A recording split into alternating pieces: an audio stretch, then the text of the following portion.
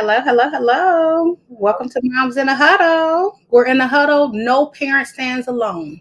I am one of your hosts, Erica Morgan, mom of Samaj Morgan, plays at the University of Michigan football. He's in his third season. I'm also the mother of Tyler, which is my eldest child. I know I look 25, but he's 27. He don't want me to tell his age. And I'm his mom as well. It's an honor to be his mother. And we are here in the huddle. Jillian, how's it going? Listen, you see the W in the background. My name is Jillian Blackwell. I am the proud mother of three young men. My youngest, I'm going to start from the youngest. My youngest son actually just turned 18 years old. Pray for him. He's not feeling well. Ooh, okay. He's actually getting a little bit bigger. My middle son, that's why the W is there, is Jonathan. Well, they call him John. Jonathan Blackwell. He is a shooting guard at the University of Wisconsin. Go Badgers. And then my oldest son is Big Mac, Mackenzie Blackwell. And the reason why we're here is because that's what we do all day. We're in some gym. We're on some floor. We are rooting. And our goal is to, again, as Erica said, no mom or parent left alone. So really, we're here to talk about the things that are happening in collegiate sports. And they're always changing. So we try to stay on top of it. They are. And you know what? It's a lot that's happening with the Wisconsin Badgers. They started off their their basketball season last week on November the 3rd, where Jonathan had 30 plus points, or is it 31 points? 31 points. Yeah. And here's the thing, that team came together and did so well. It seemed like they're gelling really good, Jillian. Like, it was very impressive to see the Badgers play last week. Yeah. I mean, to think about it, I think they have, my numbers are probably going to be off, but I think they have like 8 new players. And so thank God for the off season. They got a chance to bond, chance to get to know each other. We're meeting some of the newer parents as well. So that's really nice. Yeah. And so anytime you have new team members, you want to make sure that you, welcome them in, that they feel a part of the team, that they don't feel a part of you just like adjacent to them, that no, right. You're part of the team, you're part of the family. And I know that Greg Gard does an amazing job doing that, and all of his staff. Yeah. So you see it on the floor. If they're not gelling well, it's going to show. And so I'm excited about this year. Again, this is just the first 2 games, so we're still not crossing our fingers, praying that they stay consistent and injury free. That's what I was about to say. Definitely no injuries, and I think they're going to play really good. I think that when you start off a season as well as the Badgers did last week, I think that they're going for the long haul, and I think we're going to see them maybe even in the Final Four. So we're going to pray for that. Okay, we going all the way, girl. Maybe the championship of the NCAA. So listen, we always have a start. But you know what? We got to keep going. This is not what do we call it? It's not a sprint. It's a marathon. It's a marathon. So because of that, we know that the Badgers are going to do pretty good. We're praying for the Wolverines as well. I think they're 7-2 now. So we still have a call to go. Go blue. Yeah. But I will say that was impressive last week. Old Jonathan did his thing. And he just reminds me of the little boy that when I walked into the gym when he was younger and before Samaj and him was playing together, that young man was making 3 shots. He was passing the ball off. Like, he was impressive at the age of 10, 11. Yeah, and, he's even more impressive. Yeah, you can always tell a kid. I have videos of him. I'm gonna show while we're on this call. I have a video of him. He was at a tournament. I think he was 12 years old. Guess what state he was in? Wisconsin. He was in Wisconsin. I said it to him. I said, you were destined to go there. So I just have videos of him playing out in the backyard. I sent them 2 pictures of him with that. You know how they yell when their mouth is wide open. He was doing it with a red shirt on. I put him next to his Badger shirt. And so he has, again, we have 3 sons. He was born to play. I mean, he was the guy, the kid that we would say, if you don't do your homework, you're not going to practice. Crying, Mom, you gonna let me go. So he's doing. The thing is, you want your kid to love what they do, and so when I do text him, I say, just have fun and just smile and enjoy yourself. So, he did last week. He did. They played yesterday. Who did they play yesterday? I missed it. Illinois. I didn't go. My hubby and my youngest son and some of their friends went, but I did watch the game. I think he had 15 points, which is good, but he could have had more. But my husband said they didn't need him to, I don't know.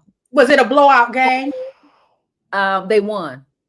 That's what I'm saying. So they probably just put their starters down and said, let's get some of these other boys off the bench. And Yeah, it happens. You know no, what I'm they saying? did. Games They are going to did. be fluid, and it's okay.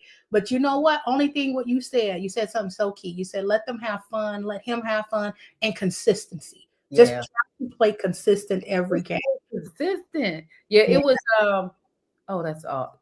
Oh, that was the women. I'm trying to find the score. I should know that. Okay, I think it was 90. Oh, it was 97 and 92. Oh, that's close, I'm Jillian. sorry, 97, 72. Oh, okay. And they Wow. Well, played the Northern Illinois. So okay. it was good. It was Boyd had he scored 20 of his 25 points in the first half. Now, who was this? So that's Nick Boyd. He's brand new to the Badgers. He's an amazing kid. He's a point guard.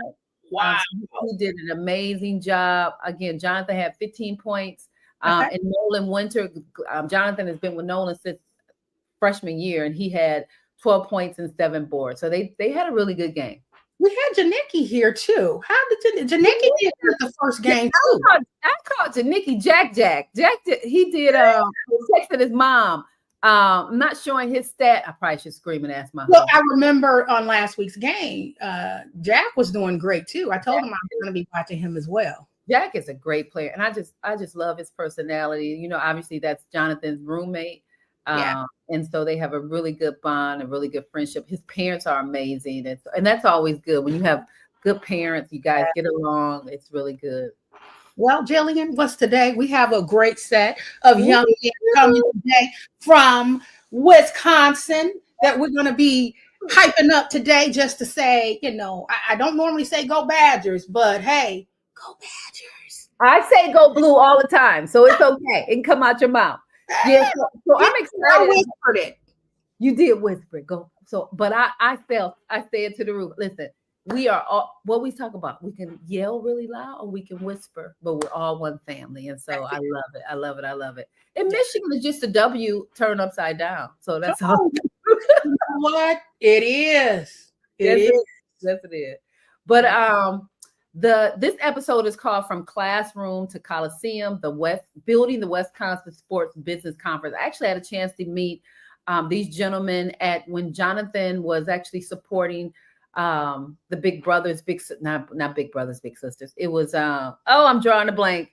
The Boys and Girls Club. So he went to that facility. It was in partnership with this organization, and I got a chance to really hear their story. And I was like, "You guys have an amazing story. I would love to kind of not only hear it in more detail, but also bring you on to our podcast so other people can be aware of the great work that you're doing." So I'm super excited to have Jackson and Devin be on Moms in a Huddle. Now, what are they the founder of? Who are they from Wisconsin? So they are the co-founders of, not just co-founders, they're co-founders and co-presidents of the Wisconsin Sports Business Conference, right? And so they're going to unpack, how to launch a student-run conference at a Big Ten school, what it means to fundraise, programming, partnerships, lessons from NIL. I mean, they had an ideal and a concept, and I told them actually when we were talking, I was like, this just doesn't need to be in Wisconsin. I think they mentioned that there are other organizations very similar to what they're doing. Yeah. And so I just think the concept that they have is amazing. And I just wanted to dive deeper into their story. Yeah, well, I can't wait. Without further ado, we're going to bring Jackson Zamaxon and Devin Mata to the stage. Yes. Welcome to Moms in a Huddle. How's it going, guys? Thank you for having us. We really appreciate the opportunity, and go Badgers. Go Badgers. Pleasure to be here, all Wisconsin. Yes. Well, thank you. Well, again, I mentioned that I guess it was a couple of weeks ago when we met, and you were in attendance, meeting some of the kids, laughing it up with Jonathan, and we got a chance, Devin, you and I got a chance to talk, and I said, that's an amazing organization. Tell the people, Jackson and Devin, tell the people about your organization, how it got started. We can just start from the genesis of this aha moment and this ideal that you have. What's your origin story? Totally, yeah. So the Wisconsin Sports Business Conference, we're a student-run organization. on campus in Madison that's really bridging the gap between the students and the industry executives, professionals, alumni in the sports business field. Got started as my senior year in high school. I was visiting Ann Arbor in Michigan and had the opportunity to go to the Michigan Sports Business Conference, which is the largest undergraduate run conference in the nation.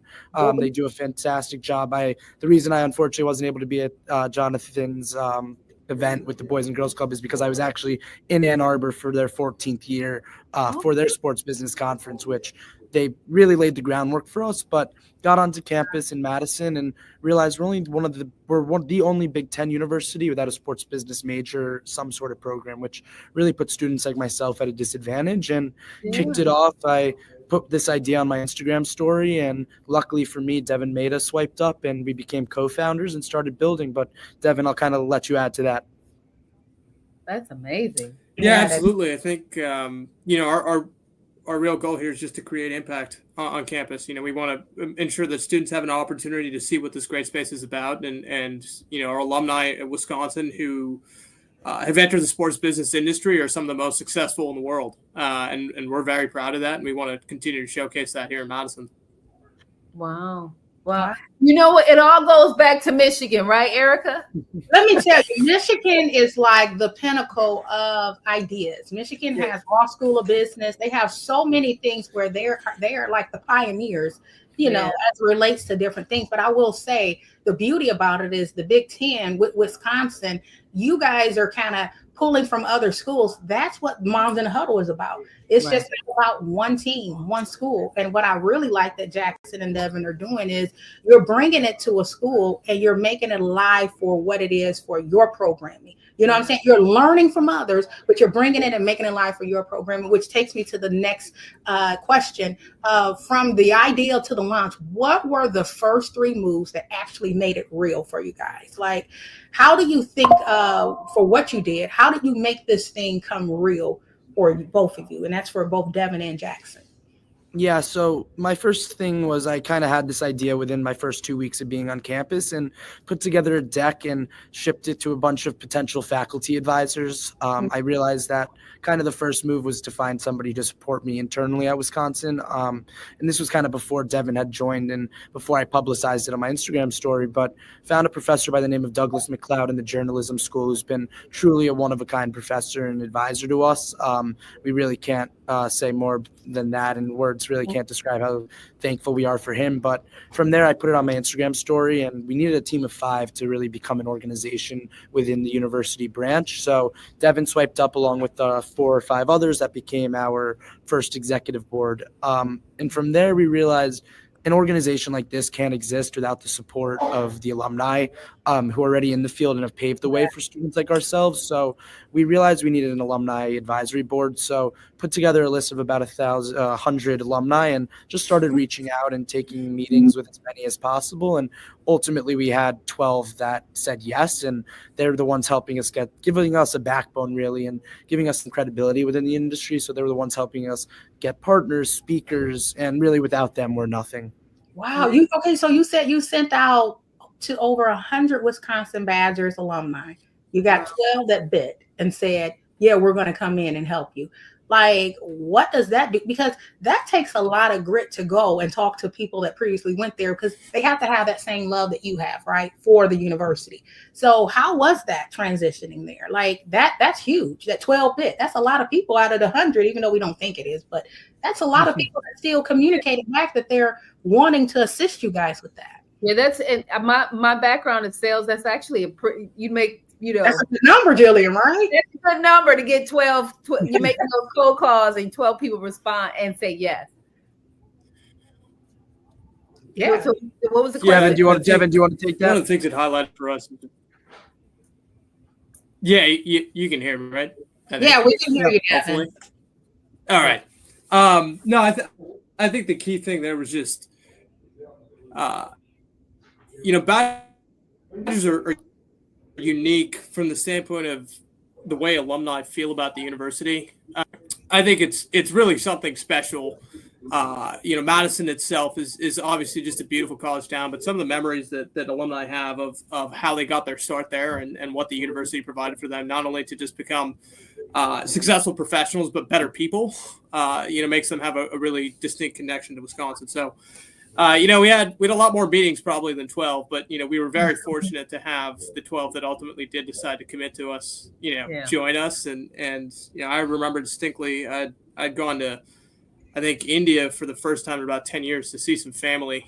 And that was, I think, one of our last board members. I got on the phone with her at 3:00 in the morning to to knock that one out with Jackson. That was a really rewarding moment to see that start to happen and the momentum start to turn. So, so Jackson, I just want to make sure I heard you correctly. Did you say you went to the Michigan conference, and then you said when you first stepped on the campus, were you a freshman with this idea?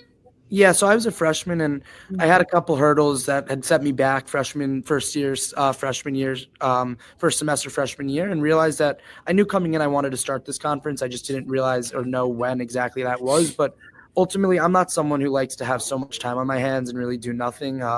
I like to execute and kind of fill my time, and realized that with so much time on my hands that this was something I wanted to pursue. And like I said, threw it up on my story, Devin swiped up, and we just started building. And something we realized early on with the alumni is that they want more of a reason to come back than just a football or basketball game. And they want to help. And the power of having a .edu address is really powerful for cold emails.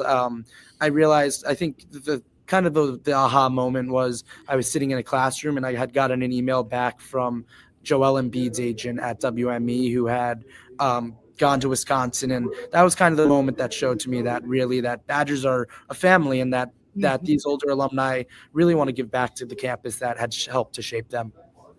I mean, I'm so impressed. A freshman on campus, like we're about to launch a major conference. That's wonderful. So you talked about meeting with alumni. Let me back up. You talked about posted on Instagram. People swiped up. You have to select, who's going to be on the team. Then you reach out to, alumni to get them on board to advise you on your journey. But talk about, how do you choose like tracks and speakers and all the things that you need to be successful? How do you do that? And what was that process like? Dev, you want to take this one? Yeah. I think it's a couple of things. I think for us in year one, especially, it was just a lot of conversations with students and alumni, right? It was getting on the phone with kids who were interested in joining, talking to the folks on our team, kids who were interested in seeing something like this happen, and to be like, okay, what do you think is topical? What's relevant? What do you want to hear about that's actually valuable for you if you're considering about, entering this space? But I think a big part of it was the alumni board and shopping around different topics to them, getting their thoughts on angles that we could take to make more impactful discussions happen. I think one of the key ones for us was in early in that first year, we had a conversation with one of our panelists or future panelists, Jordan Solomon, who's a founder at Arctos Sports Partners, their sports private equity firm. And we realized, we had talked a lot about topical kind of industry important topics of the day, but hadn't focused really a lot on sports careers, which is kind of the entire point of what we were doing. And so he's like, you guys need to have that. And that was an aha moment. Him and Karen Murphy over at the Bears joined us for that. And that, I think, continues to be, as we get surveys back from students, probably the most impactful panel that they attended. So. Wow. I mean, you guys are very impressive. And I just want to know, I'm curious, I'm going to assume, what are your majors? Jackson and Devin, I want to know, what are your majors? And Yeah, so I'm a junior now studying marketing and entrepreneurship within the School of Business. Not sure exactly what I want to do out of school, but it definitely helps to make these connections so that it's all about who knows you and who do you know. So true. That is so true. Devin, what about your major? I study finance and risk management. I'm also a junior, so same year as Jax, but I'll be headed to an investment bank in New York next summer. The goal of the long term, though, hopefully, is something in sports, maybe 10 years down the line. So. Yeah, you guys are starting different things. So I want to take you guys back to partnerships and fundraising. What have you learned that worked when approaching sponsors and campus partners, and what didn't work? And that's Devin, for I'll let Devin handle this Yeah. one. He was kind of the operations and partnerships guy. Okay, go right Yeah, ahead. I think for us, the key thing was there has to be a value proposition, and articulating that well is so critical. I think one of the things that differentiates you as a young individual, a young person in Gen Z, a young professional, is the way you're able to communicate your value, but also what someone else can gain from partnering or working with you. It's something that, people in our generation are building or maybe even lack in some contexts. And so for us, it was doing the work and having the conversations with older professionals, established professionals around what can this actually provide to a potential sponsor or to a potential partner. What access in terms of demographics does it provide them? What type of recruiting, and talent access does it provide them? And ultimately, what kind of exposure and business development can it help them engage with by utilizing or partnering with our platform? So I think, as we've gone on in the last, now I can't even believe it, 2 years, it's something that we continue to work at every day. It's conversations that we have every day to continue to find different ways that we can achieve value. I wouldn't say that we've reached exactly where we want to be yet, but I think the biggest thing for us is just making sure that whatever we're doing, the time that those folks are offering us is well spent. Yeah. Right. Yeah. And who are some of your partners? I mean, I know we kind of research you guys, but here's some of your partners. I'm seeing a lot of, is that Green Bay? I don't know. Yeah, so we partnered. Yes. So there was kind of like 3 tiers of partners that we offered for WSBC 1. There was marketing partners that were really there to market a service to our attendees, a service, a product, something along those lines. There was a recruiting partner, and those were really provided 2 different. There was a value proposition for the students, and that's getting recruited. So we had the Chicago Bears, Green Bay Packers, the Milwaukee Bucks, ESPN Madison, among many, that came in to directly recruit students for internships and job placements after college directly from our student pool. And then the value proposition for these organizations on that side is really getting talent directly from Wisconsin, which is a top tier organization or university in the nation. One of the was just named one of the public Ivies in the nation. So really, really glad to have those partners, and it wouldn't be able to happen without them. And then the third was presenting sponsors. So those are people that got their logo on almost all of our material. And really for us on the partnership side, it was creating custom proposals. Every organization and partner is looking for something different. So that's really getting together and brainstorming within our partnerships team. Shout out to Devaj, Devin's twin brother, who had led those efforts and doing it in year 2 and is going to actually become our co-president once Devin and I have on next year.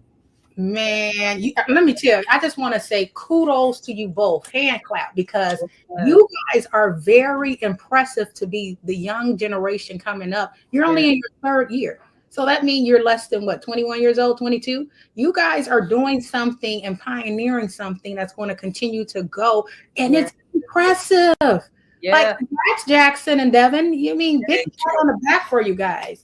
Yeah. We appreciate it. Thank you. Yeah. What I love about it is legacy building. Although you graduate and move on, you pass the torch, but this is what you started. You can go back and say, when you're alumni 15, 20 years later, this is what we started. So I want to go back to the first conference. I was looking on your website. You had 360 attendees there, over 30 speakers. Ooh, I'm just smiling over here. Over 30 speakers and moderators.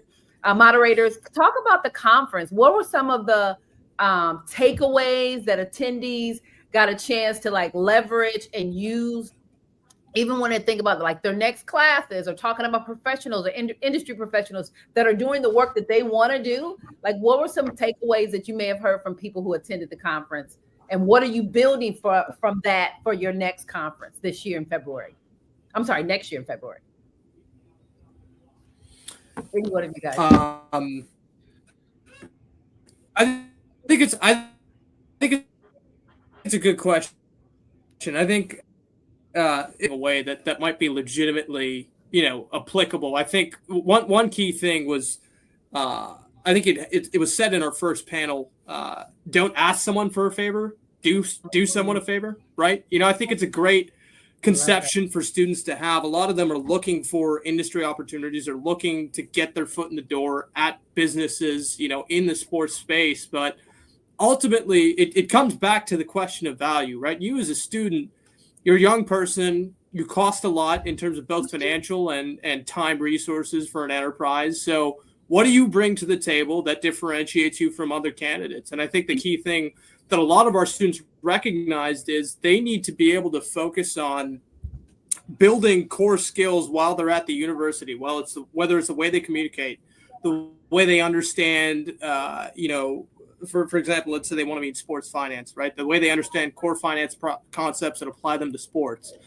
How can that show up in interviews or in networking conversations that they have with professionals? I think that was one of the things that I continued to hear from other students who had attended. That was really valuable. It kind of shifted their frame of mind from I need to impress people to get a job to, if I understand that I need to show that I'm valuable, that's good. Then ultimately, people will help recruit me. So. And I think additionally, I think something that really was a major theme throughout the day, through all of our panels, was building your own personal brand. And that doesn't just go for students, but also student athletes who may not make it to the highest level of professional sports. But your personal brand's all you got, and your reputation, and really being able to go on social media and use social media as the tool that it is to make people know you and put yourself out there. You see content creators, you can create content with AI now in these days in a couple minutes. And that's really what it's all about. And getting yourself out there, getting people to know you. And like I said, and it goes back to what I said a couple of minutes ago with, it's all about who knows you and who you know. Yeah. Yeah. I'm sorry. Go ahead, Erica. No, go right ahead, Phil. I was looking at some of your, just want to add this to the state. Let me remove this. Some of your conference panel and your discussion that you were having. I think one was titled, "Wait, What Just Happened?" Talking about NIL. Can you talk about like how that has changed the industry?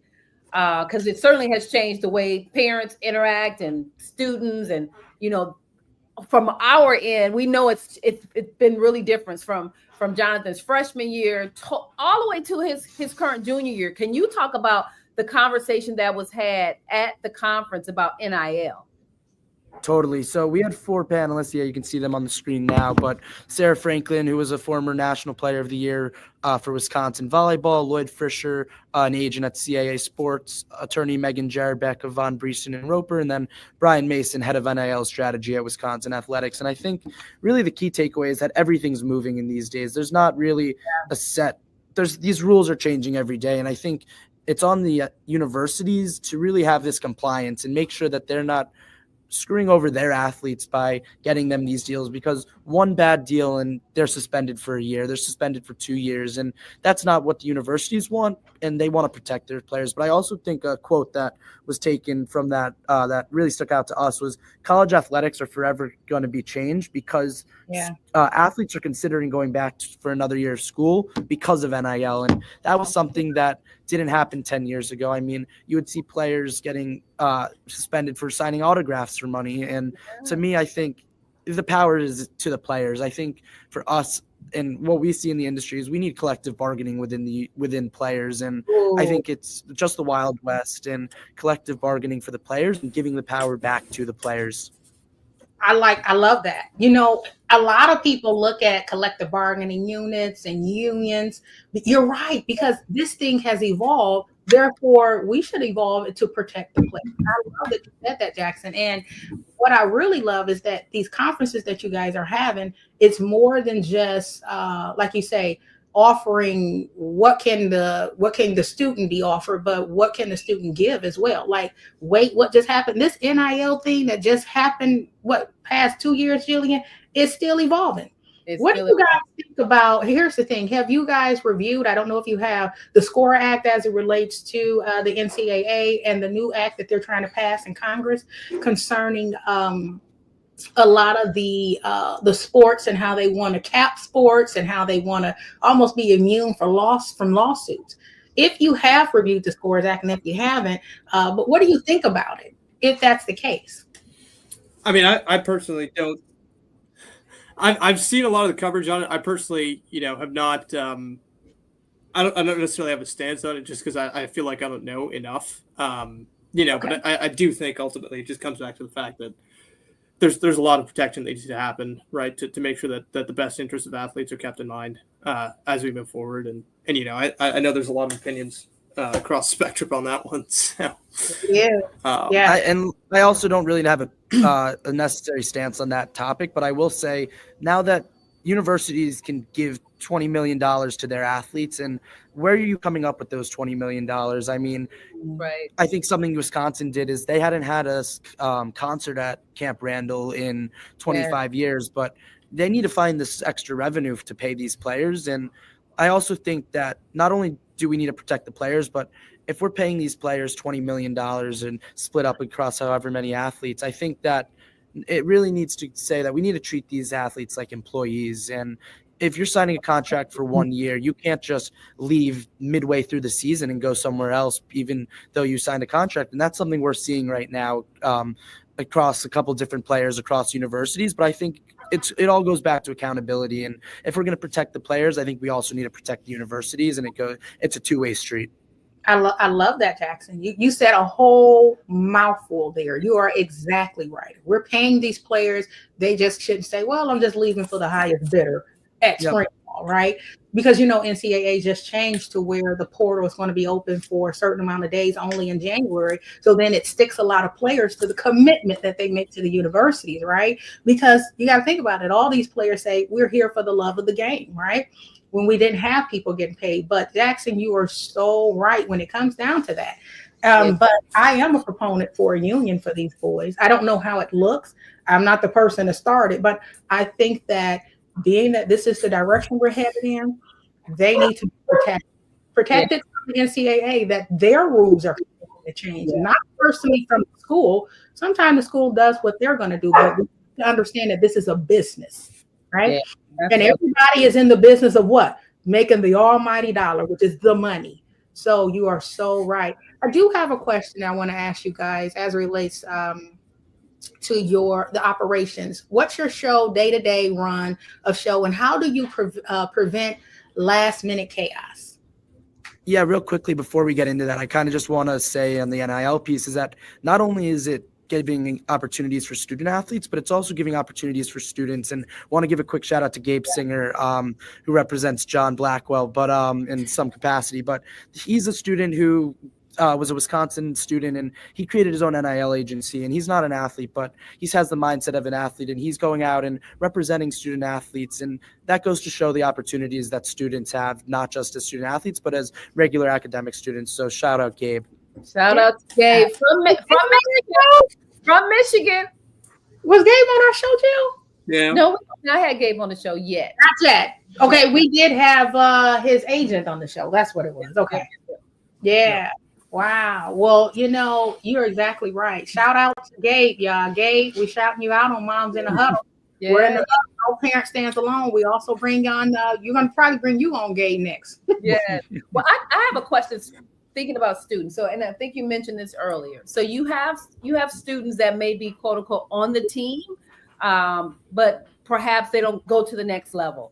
Has there been thoughts, and maybe you already have that in your conference 1 and going into conference 2, are you looking at opportunities where students who might be fully invested in the sport, but you're saying to them, hey, you're in your 4th year, your 5th year, you need to come to this conference and hear about different opportunities in the sports arena. Is that happening now with your conferences? Like, are you marketing it's a goal of ours. Student athletes and their families, not just industry pros or people who are master or are going into a major related to sports? For sure. I think one of the key things that we've tried to do is work with Wisconsin Athletics, Brian Mason over there, who is on that panel, who helps run a lot of the alumni relationships, but with parents, but also with students who are actually on the teams, and obviously they set up that I think Devin, Devin, you're breaking up a little bit. career fair, which we think is great, and we've had I don't necessarily have the data in front of me right now on the number of student athletes that actually attended last year, but it remains a focus for us to work with athletics to continue to market to that same group that tends to be at the student athlete career fair. It's like, all right, you're in year 3, you're in year 4, you kind of have an understanding where your prospects are for the next step. Hopefully you guys are It's something we've considered, and I think it's definitely something we can get better at. On the student athlete side, I think it's definitely something that we need to do better of marketing, but something that the Penn State Sports Business Conference does is they have a student athlete advisory board that it really goes to show that leaning into the idea that athletes can be a part of a business platform while they're in college, and we'll help them connect them to the alumni base that UW-Madison has, and to really set them up for their career at the next level, whether that's at the professional level of sports or in a different, in completely different industry. And I also think it stresses the importance of academics within these athletes who are not going to be able to go to the next level. You're playing for these top universities who offer these great academics. So taking that seriously along with these sports is something that to me is really important. But going back to that athlete advisory board, I think that's something that we can implement and something that we've had internal discussions about. So that's yet to be seen, but something we're thinking about. Yeah. I mean, because I'm thinking, I'm just going to part B to that. I'm thinking as a parent coming on campus, right? As a freshman, I would love to hear more about, yes, you're playing on the team, but what's your next step? And if I knew about your conference, I'm saying you want to make sure you register for that conference that's coming in February, because you want to make sure you have a plan. And so again, the lens from a parent's perspective, you want to make sure that your child has every available opportunity and resources at their fingertips to make sure they're successful on campus and when they leave the campus. So just thinking about that. If freshmen come on campus, is there a type of orientation where they can find out information about your conference that are coming up, or just the resources you have available? Totally, yeah. And like I said, that's something we're working on with the athletic department. And as we have further those discussions, we can give you an update on that. Wonderful, wonderful. Yeah, that's beautiful. Well, as your leadership, as your personal leadership growth, okay, one hard lesson that you learned about building this as a student, what have you learned for both of you? There's a lot of lessons, I think. I think one of the best ones, scared money doesn't make money, right? I think, to be able to have success, or any type of success, you need to be able to take risks and understand what your risk tolerance is. I think Jax has been an incredible partner because he's pushed me to do that. So, obviously shout out to you, buddy, for all the support that you've provided me throughout these last 2 years. But I think, that's one of the big ones that stands out. And ultimately, I think it also lends itself to the idea that hard choices require strong wills, right? There are a lot of times that we are faced we have faced situations of pressure that I don't think we initially anticipated we'd get into running this whole thing. But ultimately, I think we've had conviction within ourselves and within our team, the strength of our bonds that we will continue to endure and persevere and make the choices that ultimately are going to lead to the best outcomes for our stakeholders and people we care about. So, and on my end, I think it's really knowing your role within your organization, whether it's on the basketball team, football team, or within a student organization. I think knowing your strengths and weaknesses is really important, and knowing your role within your organization. I think Devin and I have done a great job of that, and we push our executive board on that same lens, but we realized quickly on that Devin was more of the operations guy, whereas I was more of the relationships guy, and I was the one really pushing to take those risks, whereas Devin would put me in my place and say, hey, let's not do that and let's not move forward with that. But there were times when Devin wanted to play it safe, and I said, hey, I think we should move forward with that because of the benefits of it, and kind of weighing the pros and cons. But knowing your role and knowing your strengths and weaknesses allows you to pass off things to your team who are better at that one expertise than you are, and whereas I can handle this and you can handle that. Man, if we can teach, I mean, certainly you see that lesson in a sports team, right? Everyone has their role, their responsibility.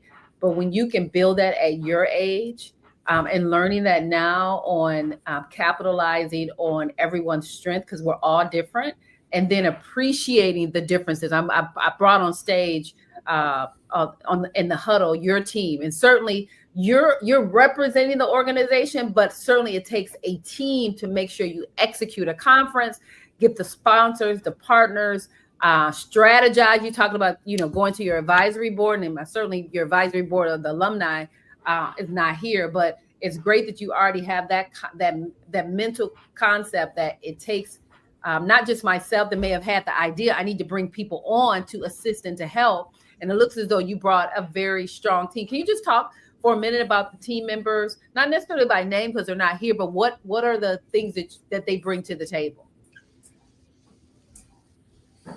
Yeah, I think the biggest thing is experience, right? Some of them are seniors, some of them are older, have had really strong internships and can think about things and have frameworks that ultimately provide value in the way that we operate day to day and the deliverables we need to build to make ourselves successful. And I think the other thing is energy. We have some folks who are really proud to be here, who are excited to be here, who genuinely love the idea of working in sports and want to do anything that they possibly can to build skills to be successful in the industry. And we are very fortunate to have the group that we have and to be building the connections that we are. So, yeah. Well, it's certainly a good-looking group. I mean, that's a great. I guess that was media day. That photograph coordinated. Everyone have a black suit, black jacket. I love it. And I think something we kind of struggled with in year one was delegating. And that's something that we just had to develop as a team and really trusting our teammates. In year two, year one, just getting it off the ground. It's something that we kind of were putting our all into it, and we were kind of taking it the bull by the horns and running with it. But delegation was something that we had trouble with in year one and something that we're improving on in year two, and trusting our teammates to be able to get the work done that we need them to. And then holding them accountable is another thing that us as the leaders really strive to do. And when someone doesn't get in by a due date, just making sure that next time it gets done by then. And there's many examples of that I can go on and on about. I like that. And it does take a team to do something successfully. Sometimes we think we can do everything by ourselves, but then you'll find that you need the connection. And it looks like you guys have a very good team. And like you said, you're coordinated. You're like, okay, this is what we're going to do. And everybody is in line with that. And that's the vision. You guys have a vision and you are seeing it fulfilled. Well, I know as we're wrapping up, Jill, do you have any other questions? I do not. I mean, well, I don't have a question. I have a statement. When I think about, like, I've been in the tech industry for a very long time. I talk to students about careers in tech. I tell them stories about Mark Zuckerberg and all the young individuals that started, like, had this idea at 12, 13, 14, had an idea at college, maybe stayed in college or maybe decided, I'm going to do something different. And I see that in Jackson and Devin. I don't know what's going to happen with you guys in the sports industry, whatever industry you're going to be in, but I certainly hear and see great things, and we're going to be watching out for you. It's like, I knew Devin, he was on my huddle. I knew Jackson, he was on my huddle. I'm just excited to see what God has in store and what God has in plan for you. So I'm excited that we were able to make that connection, and great things are coming. Yeah. And a couple things before you guys leave. Normally, I always ask each guest your journey in one word. So Jackson, we'll start with you, and then we'll come to you, Devin. Yeah, that's a very interesting question. I think hustle is the word that really describes my journey. I think I had one advisor who I looked up to. I had kind of heard about him before I got on campus, but ultimately realized that he was an alumni, and I wrote him 4 emails, and ultimately I didn't hear back, but cold called his office. His assistant picked up. We got a meeting on board, and he ultimately signed on as one of our strongest supporters now. So shout out to Lloyd, but I think hustle is definitely the key to everything. And if you can hustle, then you'll be able to do good and make some impact in the world. Wow. I love that. Love it. Yeah. I think we all hustle, whether we call it that word or anything, but we all have that hustle in us to get to where we're getting to. And if we don't, we need to. You better. Or mama's going to kick you in the butt and make sure I'm right. What is your one word, your journey in one word? I'd say it's similar to Jack's, but I'd say grit. I think one of the things that was instilled in me from my youth, watching the way that my parents worked to make themselves successful, to build themselves up, and to build a life for my brother and myself was, you don't complain, right? You move forward, and you continue to push yourself to your limits so that you're ultimately successful, right? And I think that's one of the things that's been instilled in me for a long time. It's something I try to carry with myself every day, and everything I'm doing that comes to the conference, it comes to my personal life, and it comes to my future career. But I've been very fortunate to meet the people I've met, and to have the background I have. And, Jax is one of those people, that alumni board, our team, so some really incredible folks. And this has just been a really fun ride. But yeah, I would say grit absolutely is what's gotten me there. So, and I think one person we're forgetting to thank is our parents and our families for just letting us do this and helping us, supporting us along the way. And it goes in theme with Moms in the Huddle. So shout out our parents, shout out our moms and dads, and appreciate you guys letting us do that and supporting us throughout the journey. That is awesome. Absolutely. Hustle and grit. I mean, let me tell you, hustle and grit need to be an anthem when you have your next conference. Yes, I love what it shows people is you don't separate from who you are, meaning you're going towards your path, but you got to have grit to get there. Devin, I love it. But we also ask each guest on here to let everybody know that you're in a huddle. So if you can say, I'm in the huddle. I'm in the huddle. Devin? I'm in the huddle. All right. Well, so much. Go ahead. I'm sorry, Jackson. No, I was just going to say thank you for letting us join the huddle, and also WSBC 2 is February 27th, 2026. So come to that, get your let everyone know that that's happening, and we hope to see you guys there. But thank you again for having us. What's your website? Yes, thanks for letting us be in the huddle. Website is wisconsinsbc.com. Okay. So check us out, and say Wisconsin SBC on Instagram. Awesome. All right. Thank you guys. Thank you so much. Thanks for hanging out. Thanks so much for this opportunity. Appreciate you so much. Have a good rest of your day. Thank you guys. Have a good one. Woo. Wow, Jill. What? Nothing like young minds. I mean, I told you the last time I saw Jonathan, I wanted to hang out at the campus, and it was because of that reason. You sit with very bright people, and it sparks some things in you, right? And so you see the team that they built, some amazing young people. I just think these are our future leaders. Devin and Jackson are amazing. Freshmen, you on campus, you about to start a whole organization? Let me tell you. And it's not easy starting those organizations. No. And you have to have a heart for it. I remember when I went to University of Detroit Mercy, they didn't have a dance team. Now, I did start it as a freshman. It's still going now, but I loved dancing back then. We did not have a dance team. They only had a cheer squad. So I know that feeling of wanting to be a part of something great that you enjoy doing. Yes. And these young men came and just set it off. And then they're in their second year. Yes. Very impressive. Very, very impressive. But Erica, think about when you drop your kid off at university, they trying to get in their apartment, they're thinking about their class, they're doing all the things, and then your child says, "Yeah, and I'm about to start this organization." You doing what? Yes. And well, if you got time to do it, I say do it, because here's the thing: it has to be in you. If it's not in you, and I always tell my kid, look at your life and your journey as a two-way high lane. I love it. Meaning you're going down one way, the other people are coming another way. Stay in your lane, because when you're getting in other people's lanes, you cause a crash. But if it's your lane, it's your lane, you're going to go down that lane. You're going to do what you need to do. You're not going to cause a crash, because it's a drive, because it is something driving you down that lane. So I love that these young men connected together. They have the same drive, the same vision. And I think this is going to be very, very successful. I mean, it sounds like they're already successful, but I love it. I love it. And I love the fact that we get I love the fact that he saw an idea, said, "Hey, how do I bring it back?" Right. And then when he leaves, him and Devin leave, they leave a legacy. Right. And so they established it. They built the foundation. Yeah. They hand it over to capable young hands. Because sometimes I think we may not give students or student athletes power. Sometimes we might think they're too young because we've been doing things. They Mhm. are showing us we got this.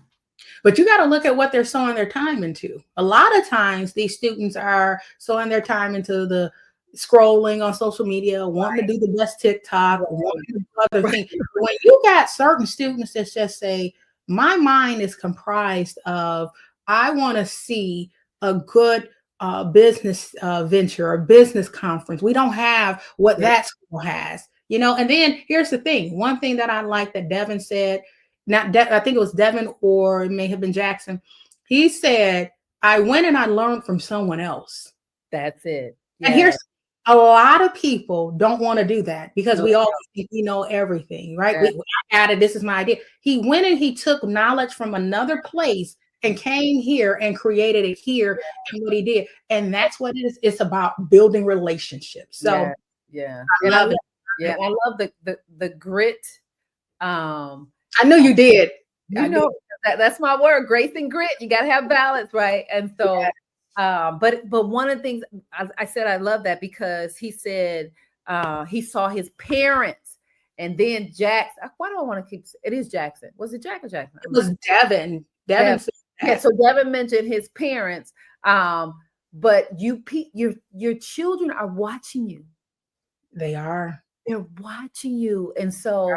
We see Devin say, "I watch this is what my this is a part of me because this is what my parents did." Right. And they hustle and grind. They had grit, and when your kids see that, they will emulate that. You don't think they're watching, but they will emulate that. They're like, "This is what I saw." So love it. I love today's show. It was amazing. It was amazing. So W on the screen. I know y'all representing. Yes, we are. Great. All right, well, I'm about to bring up the legal tip. Yep. And I don't have a marketing tip today. You do? I do not. That's okay, because here's the beauty about Moms in a Huddle. We have our tips when we have it. Either you take it when we give it to you. Okay? No, I'm playing. But we do. Some of the things I want to talk about is key compliance and legal checklists, meaning when you think about being an athlete or even just a student, whatever you're doing, understand this is the compliance checklist that I want the parties and anybody to understand. Understand the rules. What does that mean? Reviewing your state's NIL laws and your school's specific NIL policies carefully, because when you start doing that, you'll bring yourself abreast. One of the things I found very ironic is, even with attorneys or anybody, people don't like to read. So if you give information, right, and it's there, no one wants to read to get the information. They want you to provide the information to them in a synopsis. So if you don't understand review your laws and your policies or your specific policies carefully, then you know what? You're not going to be successful. Yes. And also for more majority of our athletes, now that we've got this new thing, we want you to understand disclosure deals to where you're not getting into any problems. Report all NIL activities to your institution's compliance officer or office before you sign the contract. Yes. You don't want to have signed a contract where you're obligated to do something and your school says you can't do it. Right. Because you got obligations with the school. Exactly. And I think sometimes people feel more like, well, the principle of the thing, they shouldn't have to know my deals. Well, here's the principle of it. Follow the rules so that you're able to get the thing. And a lot of people don't want to follow the rules because they don't want to follow the rules because they're upset or why I have to report my deal. This is about me. And I'm going to be honest, I was a little upset. Like, why do these kids got to report deals for third parties that they're doing? But it's called follow the rules. That's how you'll be successful. Okay. Yeah. And also get things in writing. Never agree to a verbal deal. Okay. Ensure that all terms and conditions are documented in a formal written contract, rather through email. Sometimes people say, well, we emailed one another. You want a formal written contract, but sometimes people just saying this is the meeting of the minds. Right. We went to law school. That's what it would be. The meeting of the minds when you have an express contract, when you don't have a written contract, but people really have a contract and it's just verbally. So how do we fight this thing in court? Because the thing with contracts is the four corners of that contract is what is going to be fought in court. If you don't have a contract, what was the meeting of the minds? Right. What did you do? How did you operate? So now the court has to figure it out. It's ambiguous, but once they figure it out, It's normally put in writing rather through email. So make sure that you have everything in writing. I love that. Okay. That's And so people just say, we had a contract and they did this and that. Well, what was the contract? Well, we didn't put it in writing. This is what I thought we understood. Okay. And see, I don't think people really understand anything that you sign. It could be like just a form or it's a contract. This recently happened to me and my husband. We were about to do something, and this woman sent us over something really, really fast. Mm-hmm. And my husband wanted to move forward, but I read stuff. That's what I do. So I read it, and I didn't like some of the terms. And I asked if they could change the term. And her comment to me, we've been doing this for years, and no one has ever asked. I said, because people don't read. You're right. People don't read. I do. And so you don't know what you're getting yourself. It was a form, right? But it was a legally binding contract. I said, well, can you just, I'm in an alignment with these, but can you just make an adjustment? And people just don't read. She said, man, I have never been asked that. And I said, well, so you got to read stuff. And a lot of people don't understand that. I don't know if people are doing it now. A check. Think about a check. A check that we would write to somebody, and we put that little memo there, check for services, boom, boom, boom. And then you may not have a formal written contract, but you paid somebody to do a service for you. You paid this check. So we have an offer, acceptance, and I've gave you consideration. A lot of people don't understand that small moments, or like you say, a one pager that people send over to you, it's a contract. It's a contract. And for a lot of the NIL deals out here, make sure that it's not an exclusive contract that binds you only to their agency. Yes. So, and then also they'll just say, oh, we're just doing your marketing. But then sometimes it'll bind you over and it'll just say, we had a contract we recently reviewed. I recently reviewed for my son. One of these contract it's a 1-year contract, but if don't nobody say nothing, it'll automatically renew. I said, hold up. Why does it automatically renew? And somebody got to put something in right. Take it out. Take it out. In no way should a contract, and that's just me. And as an attorney, nothing should automatically renew without us having another meeting of the minds to understand what we are doing. Yeah. And we have to make sure that the contracts that we have, that we review it, that it will make sure that it's not ambiguous. Yes. Make sure that it's not given terms that you don't agree to, and make sure that when that contract is signed, that your son or daughter or mom or dad, you have to, it's enforceable, and you have to commit to what you sign. Absolutely. So you can't come back and say, I didn't see that. Right. No, ignorance of the contract is not, not a sign. It doesn't matter. Doesn't matter. Once it's done, doesn't matter. So it doesn't matter, you know. But I will say that's my legal tip. I want people to understand the rules, disclose your deals, and get it in writing. Those are my things that, as an attorney, I've seen different things happen. People didn't understand something, and if people are not going to let you out of something that you should have known about. Absolutely. Read. 100%. Read. Yes. Yeah. Well, this was a great show, Erica. I'm super excited about next week. What's happening next week? We have November the 17th. I have reached out and I've spoken with Maurice Norris. He's a former player of the Detroit Lions, where he was injured in August. And we're going to have not just him, but his beautiful mom on as well. So we're going to bring her on. They're going to talk about their journey, about him, where he started from, how he got to the NFL, the injury that happened this year, and where he's at now. So I'm excited. So that's November 17th. Yeah. So make sure you tune in. We're going to be putting out different things. So make sure you tune in. And if you haven't done so already, like, comment, and subscribe. Also go to our website. Me and Moms in the Huddle, me and Jillian, we're out there. We put our stuff out there. The platform is out there. So we want to make sure that you're enjoying all the episodes. And that episode will be episode 30. Jillian, we are trying along. 30 episodes. 30 episodes. Okay. Yeah. So like, subscribe. We should have 30,000 subscribers. No, I'm just joking. Hey, call it. They coming. Yes. Awesome. So Jill, is always a great time with you. Yes. Love it. I know you got a gazillion things you about to do. Because you got, well, tell us about what's happening with Shamaj Morgan Foundation. Oh, yes. We have a big event coming up on Sunday, November the 16th, 1 to 4. We're actually going to be giving away 2,000 turkeys, 500 hot meals, and some coats for those people that may need it. We always see a need in the community. Samaj Morgan Foundation has what you call the 12-month give back program. Every month, whether we're donating to an organization or we're putting on an event to make sure that the community is taken care of, we're going to give back. So that's any big event we have coming up. We've partnered with Walmart, Kelly Cawthorn, as well the agency, our lobbyists, as well as Sound Mind, Sound Body, in which we're going to be holding it at their facilities on the East Side headquarters. So if you haven't done so already, if any family member, even if it's you, don't have pride. You may not have food. It's okay. You may not have additional money. You may not come with a turkey. No judgment zone. Show up, no questions asked.